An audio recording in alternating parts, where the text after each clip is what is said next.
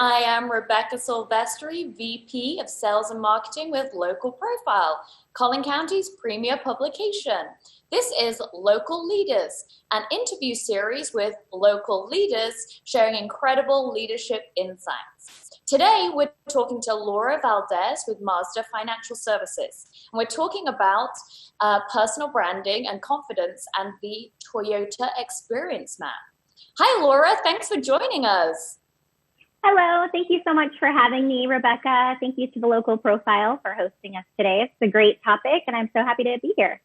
Awesome. Well, Laura, how about we get started just by talking about brand and how you define brand? Absolutely. It's a great place to start, I think, today. So I want to take us back a little bit. I want to talk about how the American Marketing Association defines brand as a name, a term, design, symbol, or any other feature that identifies one seller's good or service as distinct from other sellers. So knowing that, let's jump into personal branding. And personal branding, I took a stab at defining it. You can Google it and find so many different interpretations, but it's really all about what you think your personal brand is. So I took a stab at defining it, and I feel that personal branding is the process of self-discovery. It's when you can clearly identify what makes you special and then communicate that message consistently every single day at every single communication touch point. So how do you get started with personal brand, right? Knowing those two things, what's the first step, right? So a couple of ways that you can get started in developing your personal brand is asking yourself some pretty thought-provoking questions. A couple that I have here today are, what problem do you solve? Every business has a problem that needs fixing.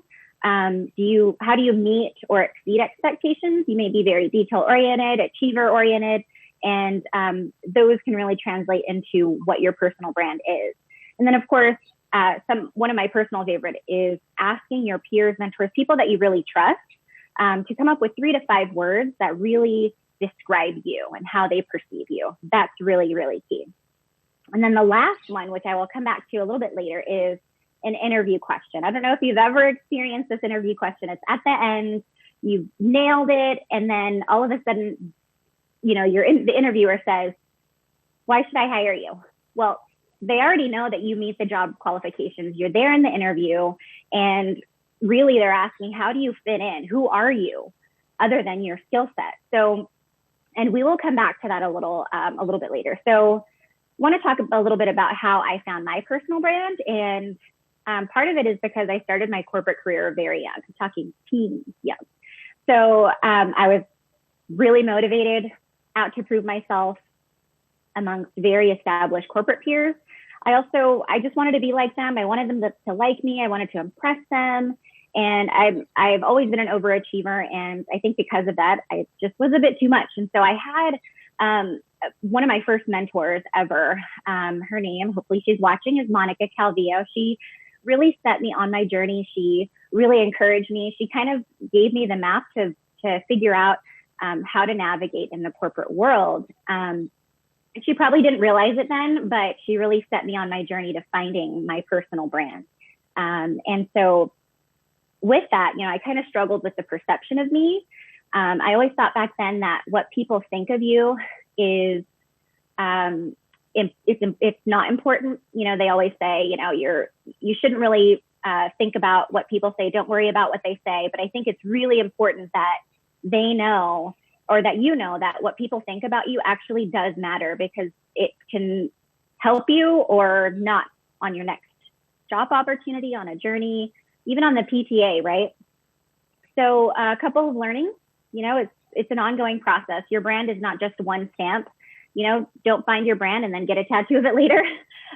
You want to definitely make sure that your brand continues to grow with you as an individual and as a person. So want to go back again to that interview question of, who are you, or why should I hire you? And that has to do with the experience map. So the experience map is something that you probably won't find anywhere. If you Google experience map, you'll see a lot of information on customer journey. You'll find information on just nothing to do with the Toyota experience map. So just caveat there. You're hearing it here, one of the first places. So I kind of learned about the experience map early 2019 when I was leading Women's History Month for Toyota, which is where I work. So I led Women's History Month, and there was an amazing presentation that was given by Sabrine Dillon and Cynthia Tenhouse, who are both executives at Toyota. And they talked a little bit about personal branding, but they also introduced the concept of the experience map, and that was game changing. So what is the experience map, right? The experience map came up actually during a session with Sabrine Dillon and Susan Brady, who is a published author and well-known industry expert on development, leadership. Look her up, she's amazing. And so it came up during a conversation that she had. You know, Sabrine was trying to figure out how to come up with a way to represent who she was, sort of a visual identity of her. And so it came up somehow, experience map, it was born. So as I said before, you know, you're not going to find it on Google.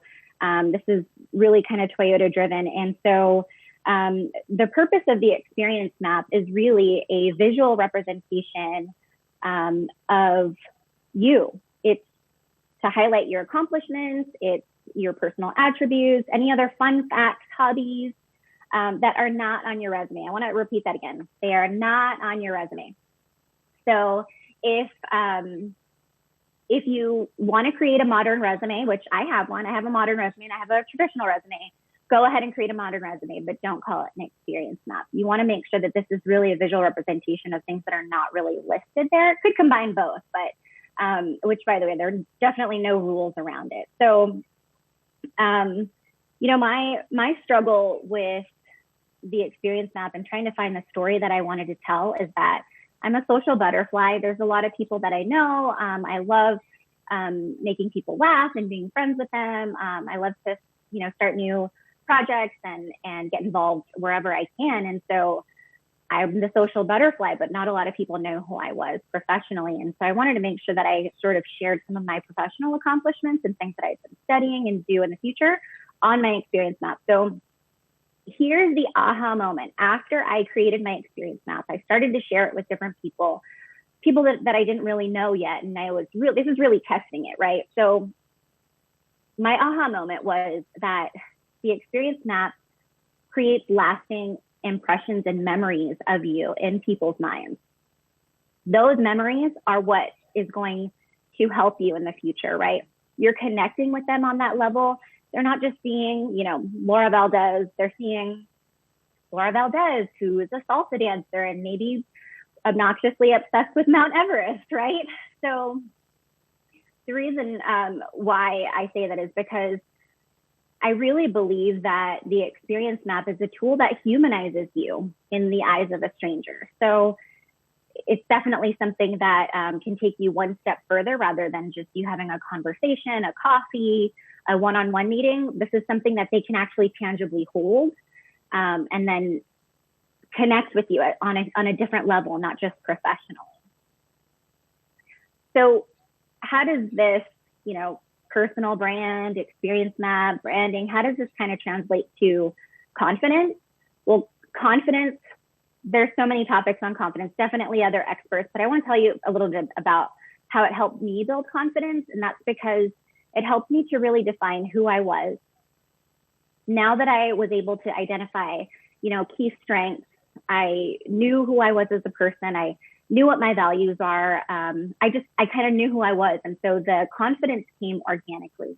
And I used to be one of those people that were like, oh, fake it till you make it, right? And there are so many experts that like hate that terminology. And I'm almost starting to agree with them. Some cases, yes, fake it till you make it. But I think when you are disingenuous about something that you know about or don't know about, that people can really, they can tell when you're faking it, in other words. So, you know, part of it is I use the experience map to create opportunity out of the apprehension that I felt from meeting executives, meeting other managers. And so, you know, part of it is also taking other people up on their comments. I meet a lot of people You say hi in the hallway and they're like, hey, let me know if you need anything. Never follow up, right? Follow up, you guys. They really actually want to help you. And sometimes they don't know how they can help, but maybe just talking to you about, you know, even if you can't identify a problem, but just getting to know you as a person, maybe they can help you in the future, but maybe you can also help them. You never know how you can help one of your mentors. It goes both ways. So yeah, that's part of it too. So Laura, I have a question. Because personal brand is so ingrained with who we are as a person, why do we need to go ahead and define our personal brand when it is essentially ourselves? Does that make sense? Like, why is it important to go that extra step to define it and write it down? Yes, that's a great question. I think the reason why, I think personally, I struggled with that. It took me months to do to create my experience map.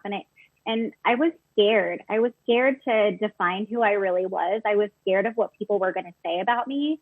I always wanted to convey different things, different strengths and skills, but my perception and what I'm putting out there is not really it's not always what people receive. So I think really putting it into words, how you feel, the values that you have, you know, what you value even in other people, your family, that's really important in just understanding you overall.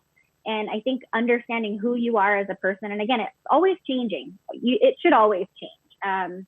So, you know, one day it might be, you know, I'm obsessed with K2 this month, but, you know, next month I'll go back to Mount Everest. Right now, I'm actually really obsessed with wanting to climb Half Dome. So it could change altogether. And so anyway, I say that because you really want to put some words in it, because if somebody asks you that one interview question again, you're going to be prepared.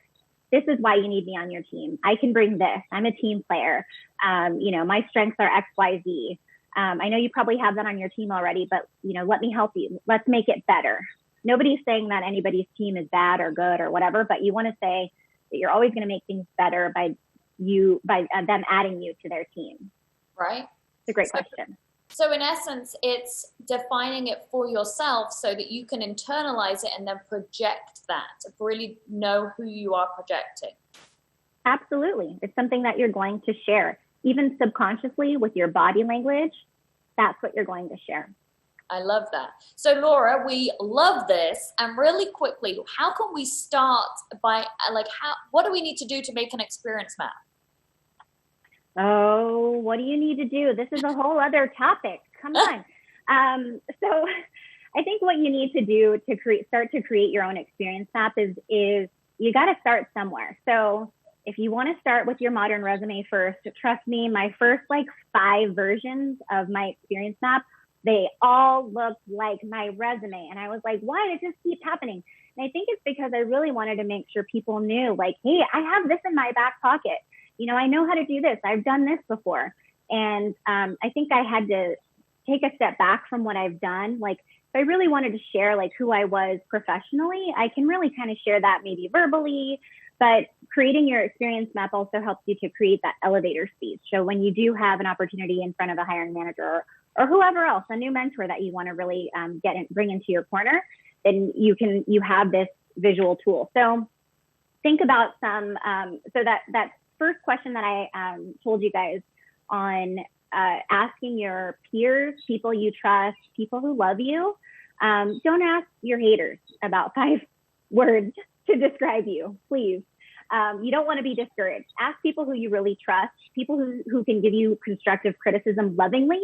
Ask those people for five words and take those words. I threw it in an Excel sheet, brought up the top 5, and I really took a look at what they told me, how I was perceiving. I was like, wow, I was kind of surprised. So once I learned about those words, it started to help me develop what I wanted to convey on my experience map. So some of it is work related, but some of it's special projects that were not part of my job description. Interests, hobbies, different things that you care about. Maybe a photo of your family.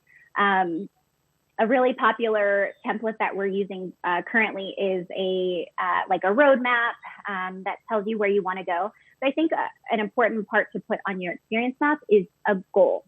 Don't just have it represent who you are, but add a goal there, even if it's sort of a crazy goal. And like me, I want to go to Mount Everest, right? Crazy goal. But I really enjoy that stuff. And so I add some goals there. And I think it helps people to really understand where my head is at the time that they read it. I love that. I'm going to go do one of these. So for anyone, I know. So for anyone listening, what's one piece of advice, one thing that they can do right now after we finish this video to make to improve their personal brand, improve confidence, or even get started with a experience map? One piece of advice. I think you don't have to know who you are at the moment or even who you want to be, but if you can just say what you've done personally, and you know, even if you're watching this and you're a stay-at-home mom, you're an amazing mom. You're raising your children. You have something that other people need. You know, maybe you're a great cook. Maybe you're great at making those Rice Krispie treats like my sister is. So, you know, really definitely want to just take a look internally. Maybe read some books. Read Susan Brady's book, Mastering Your Inner Critic. That is where the experience map is listed. Very helpful. We have a question from Cassie Pham Adams. She says, Laura, on your goal, I saw you have tackling your fear of heights. When you achieved it, i.e. climbed the half dome, do you then take it out of the experience map? I think not. I mean, in that case, last year, I'll tell you a story. Last year, I went to Vegas with my husband for his birthday, and we were going on the little zip lines. Don't laugh, you guys. We were going on the little zip lines, and it was fine. And I was like, oh yeah. Then I looked down, there's no protective net. All of a sudden, that's where I realized that, hey, I'm afraid of heights now.